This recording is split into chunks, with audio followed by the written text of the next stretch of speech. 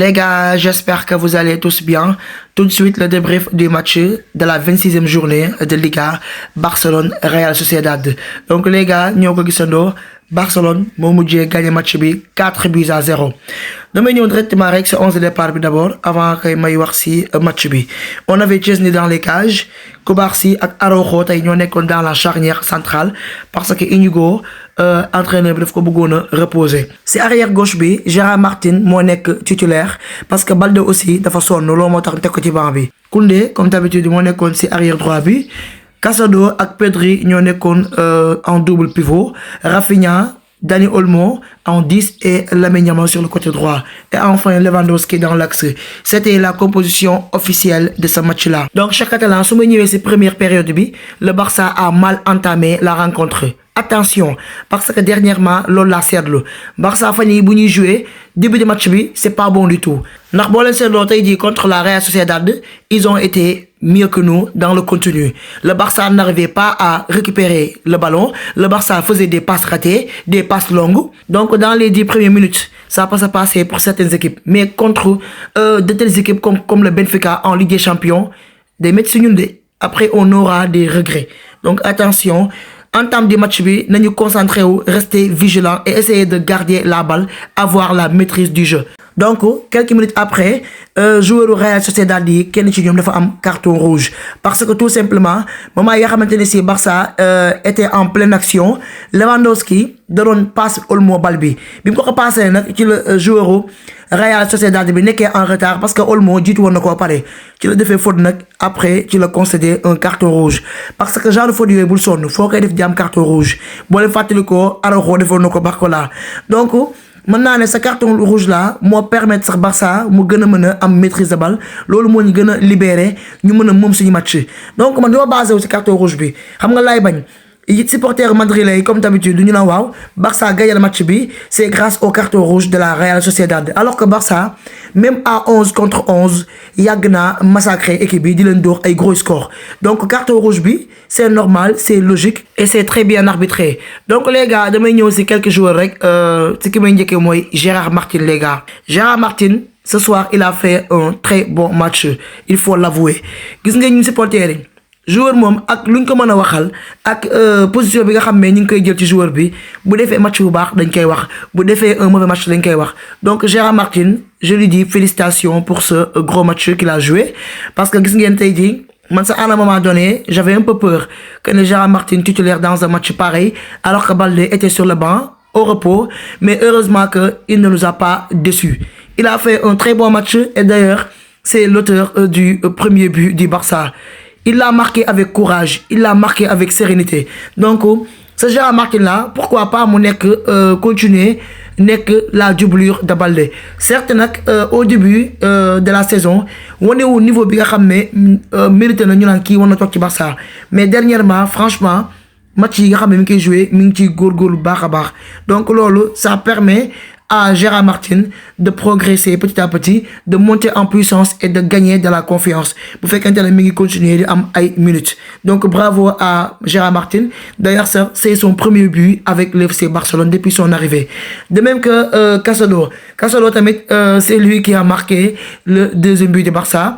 Parce que bii bi sax mën naa ne c'était pas exprès daf ko dévier involontairement ndax Olmo moom moo frappé bal bi ci noonu la Casado doon moytu bal bi fa yaa tànk ba laal ko mu dugal but bi mais bravo à lui et c'est son premier but également avec le Barça. Donc le fait qu'il marque chacun leur premier but c'est bon pour la confiance et j'espère qu'ils continueront sur cette même lancée. Les gars su ma ñëwee ci Dani Olmo, il est incroyable, il est trop fort techniquement.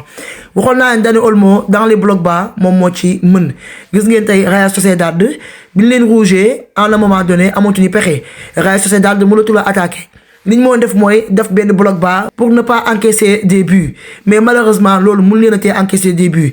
Xool leen tey Dani Olmo le match qu'il a joué et c'est d'ailleurs l'homme du match, il l'a amplement mérité car il a été 2 fois passeur décisif. Il était le passeur décisif sur le but de Casado et sur le but de Gérard Martin. Olmo, il est incroyable, il est trop fort. Tant qu'il est en forme, c'est bien. On peut avoir de l'assurance sur le terrain. Olmo, dans le dernier carré, lire l'inconcentré. Mu nekk entre l'attaquant et le milieu. Fauve Mom, dans le dernier geste, il fait des cassures, il apporte de la profondeur et même dans les petits espaces, soit il peut faire une frappe pour marquer son but ou bien une passe décisive. Donc bravo à Olmo pour ce très bon match. Tellement ce gagné il a été remplacé très tôt par précaution. Donc on a le Olmo dafa blessé. Donc heureusement que jouer le match bu baax te ben blessure amu ci. Donc les gars, su ma ñëwé ci ce crack de Lamine Yamal, il est trop fort ce gamin là. Xool leen tey le match que Lamine Yamal a joué moo tax képp ku koy critiquer da nga koo xamul Lamine Yamal 2-3 mauvais matchs kese la def gars yi commencé dal ci kawam ci xale boo xam ne mën naa li fa réaliser amul kenn ku ko fi def loolu moom duma tays di ko répéter. Donc Lamine Yamal qui joue sur son poste jàppale ne c'est le meilleur ailier droit de sa génération amu ci morom ci postom. Donc dans ce match-là, il a dribblé des pères de famille, il a dribblé ses oncles. Xoolal tey lim def joueur Real Sociedad yi te moom dafa wane ne du dribble kese la mënee. Dans ce match-là, il a accéléré, il a fait des percussions, des crochets par-ci, des crochets par-là, gauche-droite. Moom daal nu ko neex la doon jouer ci match bi et que c'était compliqué pour l'adversaire de récupérer la balle. Surtout nag bu fekkee ne Lamine Yamal dafa coller la ligne sur l'aile droit. C'est difficile pour l'adversaire de lui contrer. Donc Lamine Yamal, li gën a métti adversaire mooy bu ñu jàkkaarloo Lamine Yamal à 1 contre 1 du ñu xam Lamine Yamal lan lay indi. Moo tax ñoom du ñu xam ba xam nan la ñu war a défendre ba xam dañoo war a anticiper wala dañoo war a taxaw di ko xaar ndax Lamine Yamal bu ko neexee crochet la bu ko neexee réaliser un centre bu ko defee mu mën a trouver un Lewandowski qui a fait un appel bu ko neexee def crochet daal di passe bu ko neexee frapper pour chercher son but. Certes nag Lamine Yamal dernièrement gëj naa dugal mais loolu duñ ci basé wu pour juger ko ci matcham joueur du ci dugal bii kese wala ñàkk a dugal bii ci li ñuy juger matcham mën ngaa def un très bon match sans marquer un but. Ndax passe décisive yi ngay def ak dans le contenu ce que tu réalises ci loolu la ñuy gën a basé wu. Donc Lamine Yamal but yi dina ñëw ça va arriver encore inchallah balaa saison bee jeex loolu moom duma sax inquiété wu. Donc c'est un joueur boo xam ne il est tellement exceptionnel, il est stratosphérique à son poste. En tout cas la défenserie yi ñi ngi commencé di souffrir si talent Lamine Yamal sur le terrain et que loolu day continuer d'ici les années à venir. Donc les gars su ma ñëwee si Araujo, il a réalisé un très bon match. Défensivement, il a assuré. Donc Araujo, il a été buteur et passeur décisif sur le but de Lewandowski. Bravo à lui. Te boo leen xoolee dans la hiérarchie, c'est le 3e choix de Flick parce que tout simplement Inigo Martinez et Pau Cubarsí ñoo nekk devant lui d'après leur belle performance depuis le début de la saison. Donc c'est à Araujo maintenant de se battre davantage, de continuer sur cette lancée s'il veut réellement récupérer sa place titulaire. Et comme xam naa Araujo, il en est capable. Surtout bu fekkee Barça dafa jouer match boo xam ne ligne hors-jeu bi bokku ci. Dans ce cas Araujo, il est capable d'arrêter n'importe quel attaquant ku ci mel ne ay Sorloth lu mu costaud buñ ko booloo Araujo man gëm naa ne dina ko mën a arrêter.